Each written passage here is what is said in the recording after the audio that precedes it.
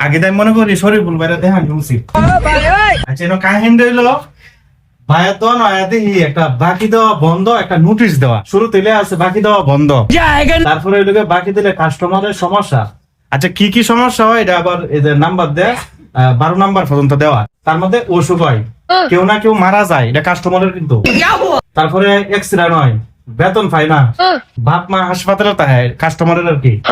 আচ্ছা অভাব অনটন আসে, কিস্তি থাকে, ফ্যামিলিতে বড় বড় সমস্যা থাকে, তারপরে কাজ নাই, তার আর দেখা পাওয়া যায় না, দোকানদারের ব্যবহার খারাপ, মানে বাকি নেওয়ার পরে দোকানদার একদম বাজে একটা লোক হয়ে যায়। তারপরে হলো গিয়া দোকানদার বাজে লোক, বাই বাই। এক তো হইলো গিয়া দোকানদারের ব্যবহার তো টোটালি ভালো না, এমনকি দোকানদার একবারে দুধ চরিত্র একটা লোক। বাকি দেওয়ার পরে যে 12টা সমস্যা কাস্টমারের হয়, এটা কিন্তু দুঃখজনক।